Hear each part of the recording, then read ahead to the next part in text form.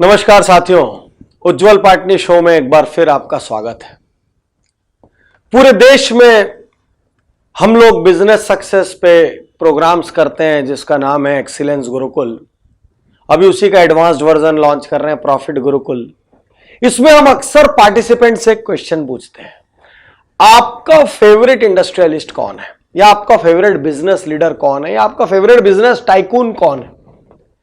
और 100 में से 70 लोग हमको कहते हैं मिस्टर रतन टाटा हमारे आइडियल है, हमारे आइकॉन है। मुझे भी वो बहुत पसंद है। तो रतन टाटा के बारे में कहीं मैंने एक कहानी पढ़ी, वो कहानी मैं आपको सुनाता हूं। वो कहानी कई बार मैंने अपने सेमिनार्स में सुनाई है। कहते हैं कि रतन टाटा एक बार अपने एक निजी हेलीकॉप्टर से कहीं जा रहे थे और हेलीकॉप्टर में कोई प्रॉब्लम आ गई और उस हेलीकॉप्टर को आपात लैंडिंग करनी पड़ गई। एक जगह जहां पर आपात लैंडिंग हुई, तुरंत उनके साथ जो लोग थे उन्होंने आसपास के टाटा के डीलर्स को खबर कर दिया। अब टाटा के इतने सारे प्रोडक्ट हैं, हर जगह कोई ना कोई डीलर है, तो तुरंत तत्काल बहुत सारे डीलर्स वगैरह टाटा साहब आए, उनको लेने आ गए। अब जो भी नई व्यवस्था होनी थी, जो भी रिप्लेसमेंट में आ रहा था, उसको आने में कम से कम 4-5-6 घंटे का समय था। तो रतन टाटा ने पूछा कि आसपास अपना कोई प्लांट है? तो किसी ने बताया हाँ सर ये प्लांट है। तो रतन टाटा ने बोला चलो वहां चलते हैं। और रतन टाटा कहते हैं कार में वहां चले गए, साथ में कुछ लोग थे, और उन्होंने गेट पे ले जाकर अपनी गाड़ी खड़ी की। तो साथ वाले लोगों ने गार्ड से कहा दरवाजा खोलो। गार्ड ने बोला गेट पास दिखाइए। जो कार में बैठे थे उन्होंने कहा पागल हुए, कार में कंपनी के मालिक है रतन टाटा, तुम गेट पास मांग रहे हो। वो कहता है सर कौन है मैं नहीं जानता, मेरे को यह बताया गया है कि अंदर आने के लिए या तो आदमी के पास गेट पास होना चाहिए या तो उसकी कार में स्टिकर होना चाहिए। दो ही स्थिति में मैं अंदर जा सकता हूं, जाने दे सकता हूं। जो साथ में लोग थे वो बहुत गुस्सा हो गए, भड़क गए। वैसे हमारे देश में वीआईपी कल्चर है, वीआईपी के लिए सब खाली होता है।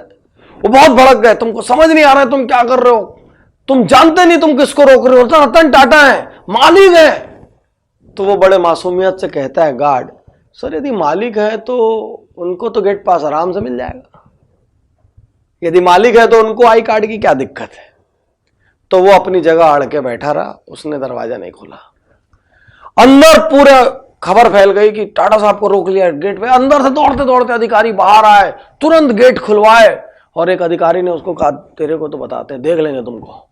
वो समझ गया आज तो कुछ गड़बड़ हो गई और अपना बोरिया बिस्तर बांधने का वक्त आ गया और उसने अपना सामान वामान पैक किया और जाने की तैयारी में लग गया।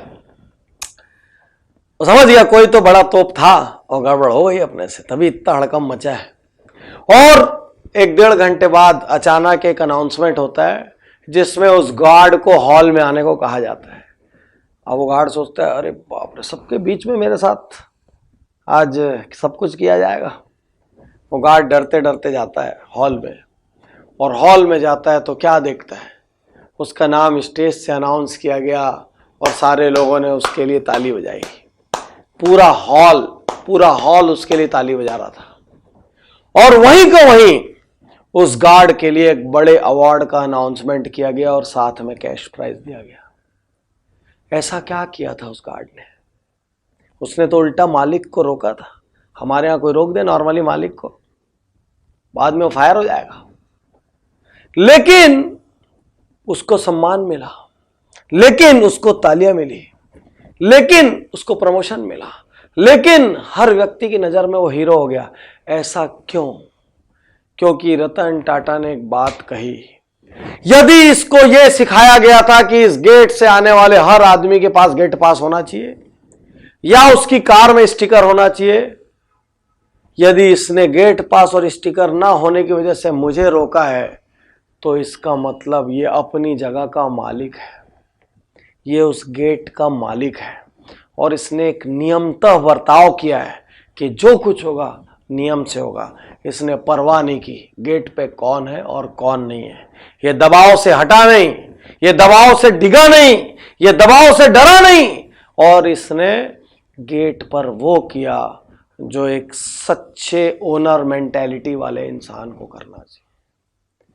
आज मैं आपसे कहना चाहता हूं, आप यदि कहीं जॉब भी करते हैं तो आप स्टाफ बन के जॉब मत करिए, ओनर बन के जॉब करिए। ओनर एक पद नहीं है, ओनर एक सोच है। ओनर सैलरी से नहीं होते हैं, ओनर माइंड सेट से होते हैं। हो सकता है आप पानी पिलाते हो, ऐसा पानी पिलाइए कि सामने वाले को लगे क्या आग्रह से पिलाया है।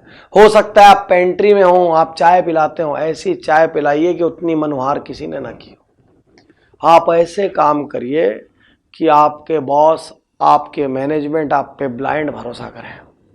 और आप अपने, यदि आप मालिक है तो आप अपनी टीमों को भी ये सिखाइए कि ओनर मेंटालिटी से काम करें। एक ओनर घड़ी नहीं देखता, एक ओनर परवाह नहीं करता। एक ओनर इसीलिए क्योंकि वो सुबह 6 बजे भी काम कर सकता है और रात को 12 बजे भी काम कर सकता है। और यदि ग्रो करना है जिंदगी में तो ओनर मेंटालिटी जरूरी है, क्योंकि ओनर मेंटालिटी हो सकता है आपको अपनी कंपनी के बहुत ऊपर के पदों पे ले जाए। ओनर मेंटालिटी ये भी हो सकता है आपको खुद कहीं का ओनर बना दे। तो ओनर एक सोच है, ओनर एक माइंडसेट है, ओनर एक थॉट प्रोसेस है। और स्टाफ मेंटालिटी से काम करोगे तो फिर घड़ी देखोगे रोज, इतना बज गया, मेरे को तो जाना है, मेरा तो ये काम है, आज तो मेरा छुट्टी का दिन है, मेरे को तो ज़्यादा काम बता दिए, मेरे से तो ज़्यादा मेहनत करा लिए, दूसरे को तो ऐसा करते हैं, मेरे साथ तो ऐसा करते हैं, रोते रहिए। फिर स्टाफ मेंटेलिटी वाला आदमी कभी बड़ा नहीं हो सकता, वो कभी जिम्मेदार नहीं हो सकता, उस पर कभी कोई भरोसा नहीं करेगा, उस पर कभी कोई ट्रस्ट नहीं करेगा, उसकी ग्रोथ नॉर्मल रहेगी, कभी कुछ एक्स्ट्राऑर्डिनरी नहीं करेगा। और ओनर मेंटेलिटी वाले आदमी को पूरी दुनिया चाहती है, जिसमें लीडरशिप है, जो आगे बढ़ के जिम्मेदारी लेता है, जो प्रोएक्टिव होता है, जो गलत हो जाए भले लेकिन काम करने को तैयार होता है, जो गलतियों से सीखता है, बेहतर बनता है, आगे बढ़ता है, उसको कहते हैं ओनर मेंटालिटी। और जो बार बार एक ही गलती करता है वो बाद में बोलता है अब मैं क्या करूं सर, अब मैं जितना जानता हूं उतना ही जानता हूं। ये स्टाफ मेंटालिटी है, वो ना सीखने को तैयार है, वो ना अपग्रेड होने को तैयार है, वो ना परिवर्तन लाने को तैयार है, वो ना चेंज के लिए तैयार है, वो ना ट्रांसफॉर्मेशन के लिए तैयार है, वो ना ग्रोथ के लिए तैयार है, वो किसी चीज के लिए तैयार नहीं है। वो स्टाफ मेंटालिटी। और ओनर मेंटालिटी वो है जो हर चीज के लिए तैयार है, बस ग्रोथ चाहिए, सम्मान चाहिए, रिकॉग्निशन चाहिए। इसलिए जीना है तो ओनर मेंटालिटी से जियो। कुछ लोग घरों में अपनी जिंदगी बर्बाद करते रहते हैं क्योंकि वो सोच औसत होती है, स्टाफ सोच। वो सोचते हैं कि मैं बहाना बना रहा हूं तो किसी और का नुकसान कर रहा हूं। अरे आप जब किसी और को बहाना बना के ये सोचते हो कि मैं उसको बेवकूफ़ बनाने में सफल हो गया, तो आप किसी और को नहीं, अपनी ज़िंदगी को बेवकूफ़ बना रहे हो। आप अपने सक्सेस को बेवकूफ़ बना रहे हो, आप अपने फ्यूचर को बेवकूफ़ बना रहे हो। और एक दिन ज़िंदगी में पलट के देखोगे ना, बहुत अफसोस होगा, जब मैं जो कर सकता था तब मैंने वो क्यों नहीं किया। क्योंकि ज़िंदगी लौट के नहीं आती। टाइम एक लिमिटेड कमोडिटी है। बड़े बड़े राजा महाराजा तोप की औकात नहीं है कि 1 सेकंड लौटा के ले आए। इसलिए याद रखना, हर दिन जो गंवा रहे हो, हर दिन जो औसत बन के जी रहे हो, वो लौटा नहीं पाओगे, बहुत अफसोस होगा। इसलिए आज से हर पल ओनर मेंटालिटी के साथ अपने हर काम की जिम्मेदारी लो। जो आप बोल रहे हो उन शब्दों की जिम्मेदारी लो, जो आप सोच रहे हो उन विचारों की जिम्मेदारी लो, क्योंकि आपका भविष्य कोई ज्योतिषी नहीं बता पाएगा।